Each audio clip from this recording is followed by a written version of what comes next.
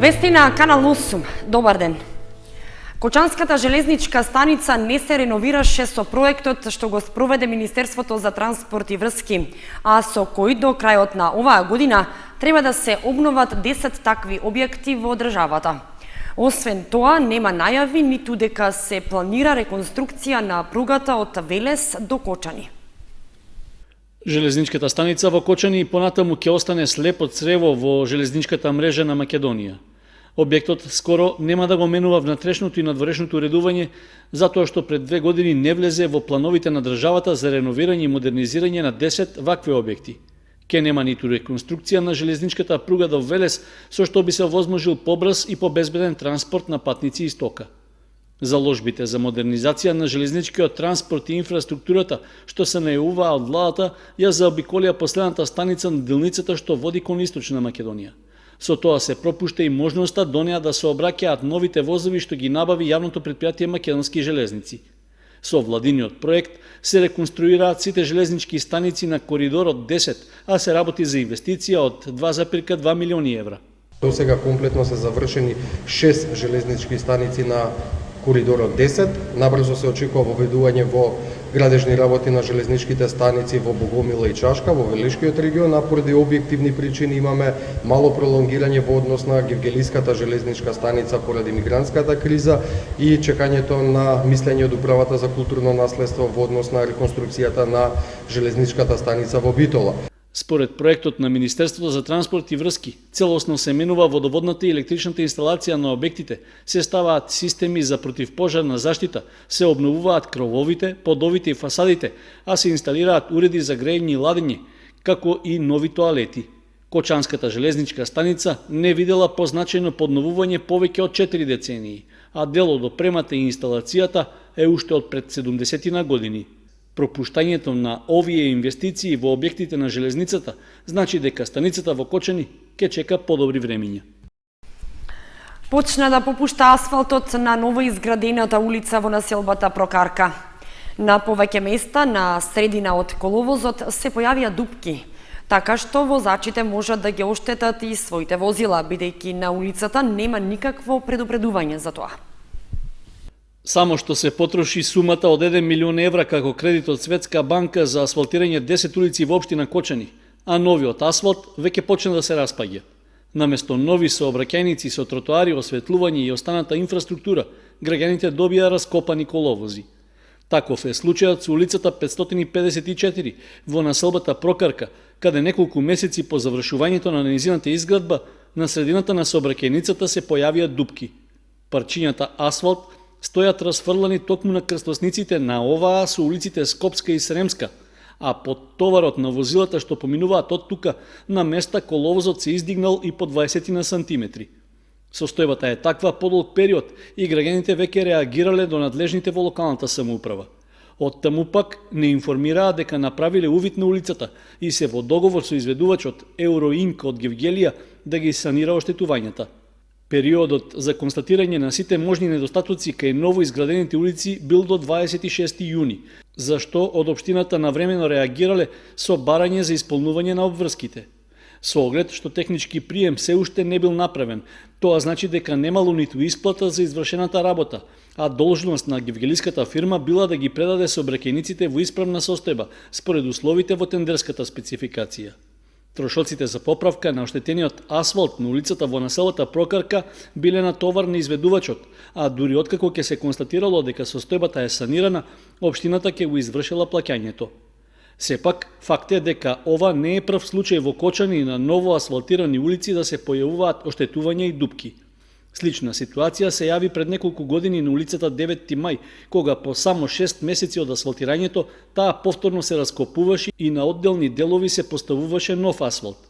Исто така, неодамна се санираа и дупките на новиот асфалт на улицата Љупчо Сантов, а подолго време граѓаните реагираа и чекаа на поправка на улицата Тодосија Паунов по поставувањето на атмосферската канализација. Деновиве се работи на довршување на пробивањето на пристапниот пат до круната на браната Речани, што ќе овозможи изведување на градежните работи. При крај е и експроприацијата на земјиштето, каде што ќе биде градена самата брана и новото вештачко езеро. Владата на Република Македонија продолжува со реализацијата на најзначајниот водостопански проект во Источна Македонија и изградбата на браната Речани на Оризарска река кај Кочани.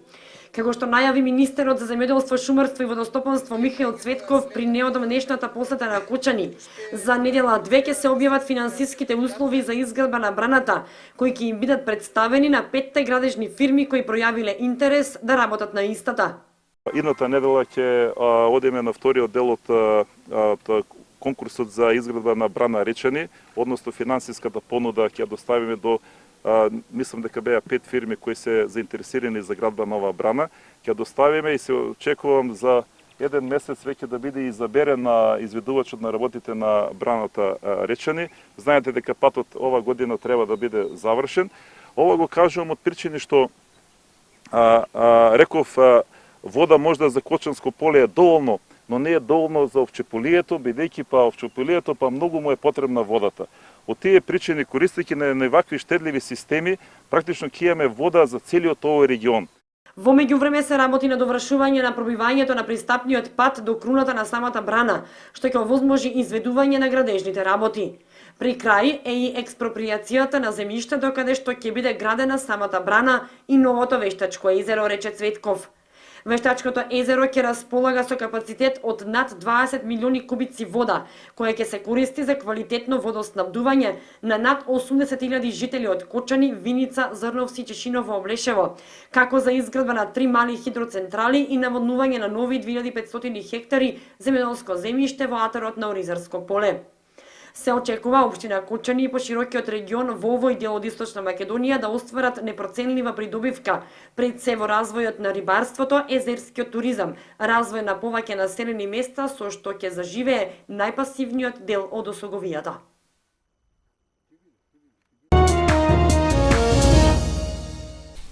Стручните профили од Средното општинско училиште Гошо Викентиев од Кочани за потребите на стопанството. На крајот од секоја учебна година за своите ученици од повеќе профили од машинската и електроструката обезбедува феријална пракса во трајање од 10 до 20 дена.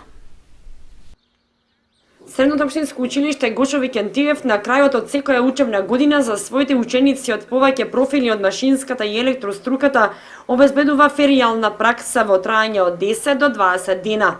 Со компанија од Кочанското стопанство е постигнат договор за изведување на феријална пракса во текот на летниот распуст.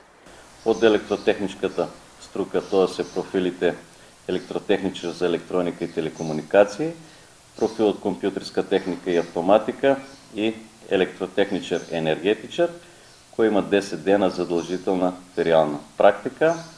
Од сообраќајната струка учениците и во втора и во трета година имат задача да ја реализират ова феријална практика во трајање од 10 дена и профилите реформирани од 3-годишното образование, тоа се електроинсталатори монтер од електротехничката струка, кои имат пракса од 10 до 20 дена во текот на летниот период и реформираниот профил автомеханичар од машинската струка, кои имат феријална практика од 10 дена.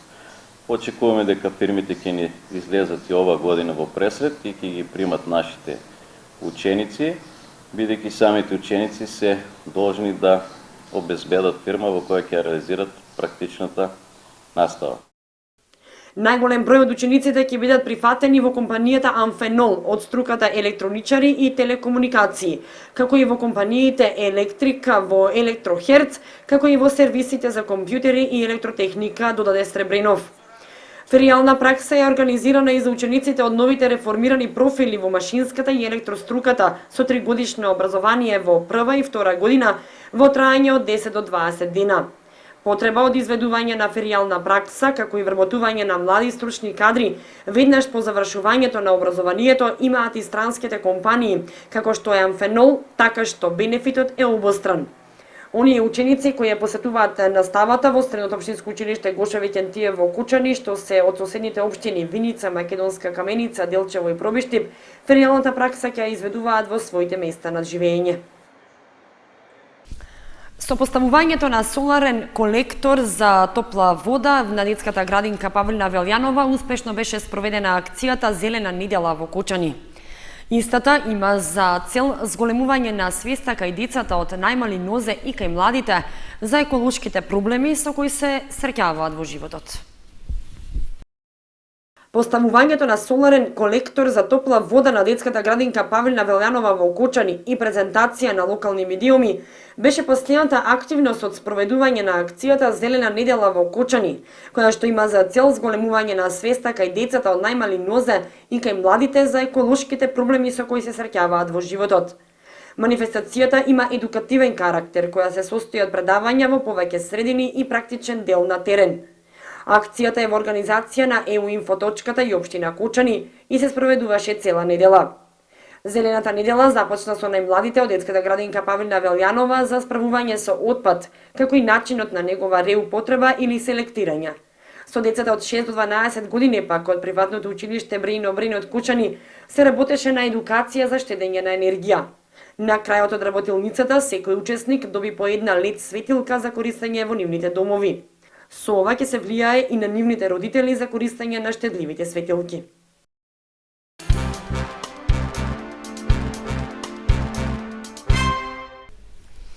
Во Центарот за култура Бели Мугри беше промовирана монографијата Есма, која што е посветена на кралицата на ромската песна Есма Реџепова Теодосиевска. Книгата е во издание на Македонска литера и Фондацијата Кралицата Есма и Стево Теодосиевски од Скопје, со поддршка на Министерството за култура на Република Македонија. Во присуство на голем број љубители на македонската и ромската песна, почитувачи на делото на Есма и Стево Теодосиевски, на членови од семејството Теодосиевски, во Центарот за култура Бели Мугри во Кочани, беше промовирана монографијата посветена на кралицата на ромската песна Есма Реџепова Теодосиевска. Книгата е во издание на Македонска литера и Фондацијата Кралицата Есма и Стево Теодосиевски од Скопје, со поддршка на Министерството за култура на Република Македонија. Промотор на монографијата беше Кристина Атанасова Арсова, директор на Центарот за култура, а делови од истата читаше Аника Илиевска Ѓоргиева. На присутните им се обрати и истакнатиот публицист, авторот Славе Николовски Катин. Сакам да изразам моето задоволство што ја промовираме монографијата Есма токму во Кочани, во родниот град на Стево Теодосиевски, кој е најзаслужен за успехот на Есма Реџепова. Да кажам дека Есма ме замоли посебно внимание да посветам во монографијата токму за Кочани, за животот и делото на Стево Теодосиевски овде во Кочани, во Скопје, во Белград и насекаде во светот. Иначе монографијата Есма Реџепова Теодосиевска е на македонски, англиски и на ромски јазик. За среќа тоа е еден учебник за оние кои се занимаваат со музика, за оние кои се занимаваат со издаваштво и со монографии. Монографијата дава една слика за животот и делото на Есма и на Стево Теодосиевски, бидејќи, пак ќе речам, Стево од тука, од Кочани, во еден текст што го објави во Индија, напиша дека Стево Теодосиевски е вториот Александар Македонски. Ако Александар Македонски отиде од Македонија до Индија на коин, Стево Теодосиевски замина од Македонија до Индија на Мерцедес и помина 7-8 километри за Есма Реџепова да стане кралица на ромската музика во Индија. Пред присутните зборуваше и кралицата на ромската песна Есма Реџепова Теодосиевска, која се присети на почетоците на музичката кариера, на врските со Кочани, каде што, како што рече, е родена мојата среќа, мојот животен сопатник со кого ја направив и мојата музичка кариера. Монографијата ќе биде промовирана и во повеќе европски земји, и во Америка и Австралија. Планинарите и љубителите на природата од источниот дел на Македонија викендов се дружеа на Осоговските планини. Покрај добрите временски услови со заеднички ручек и песна, тие поминаа неколку часа на Царев врв и Калин камен. Планинарскиот клуб Руен од Крива Паланка викендов го организираше традиционалниот планинарски марш од местноста Ловечка куќа на Кривопаланечкиот дел на Осоговските планини па се до Царев врв. На маршот покрај домакините учествуваа и планинари од Пробиштип, Куманово, Кочани и други места. Нашата општина ја представуваа членови на планинарското спортско друштво Осогово, како и на клубот за екстремни спортови Москито. Пропишувајќи ја патеката долга 19 километри, учесниците ја посетија местноста Калин Камен, од каде се гледа прекрасното планинско езеро на надморска височина од 1700 метри. На крајот од маршот, домакините од Крива Паланка организираа ручек со традиционално планинарско гравче. Исто така, на сите учесници им беа доделени благодарници како признание за успешно завршената рута.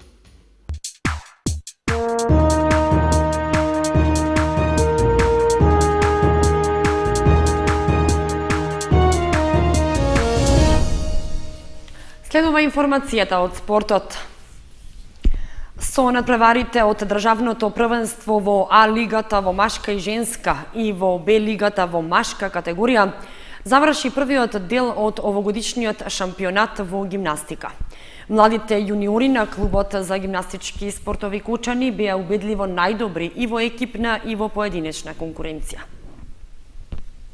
Одличен успех постигнаа младите гимнастичари на клубот за гимнастички спортови Кочани на вториот дел од државното првенство во А лигата во машка и женска и во Б лигата во машка категорија, што изминатиот викенд се одржа во Битола. Во А лигата во категоријата на млади јуниори, нашите спортисти ги собраа сите медали во поединечна конкуренција, додека екипно го освоија првото место и златниот медал. При тоа, Ристе Симеонов го освои првото место, Димитри Спасов беше второпласиран, а на третото место се најде Даниел Димитров. Солиден успех постигнаа нашите гимнастичари во категоријата помлади пионери, каде шампионското место му припадна на Филип Ангелов, а веднаш зад него на второто место се пласираше Иван Иванов. Антонио Јаношевиќ пак во категоријата постари пионери не дозволи никакви изненадувања и убедливо се најде на првото место, заедно со својот клубски другар Стојан Анастасов, кој беше втор. Во сениорска конкуренција Петар Каров го освои третото место, а во јуниорска на второто место се пласираше нашата Јана Николова. Солиден успех гимнастичарите од Кочани имаа и во настапите во Б лигата, каде во категоријата постари пионери второто место го освои Дамјан Ѓоргиев, а третото му припадна на Мартин Стојанов. Инаку, на државното првенство во Битола, гимнастичкиот клуб од Кочани учествуваше со вкупно 15 надпреварувачи, од кои 14 во машка и 1 во женска конкуренција.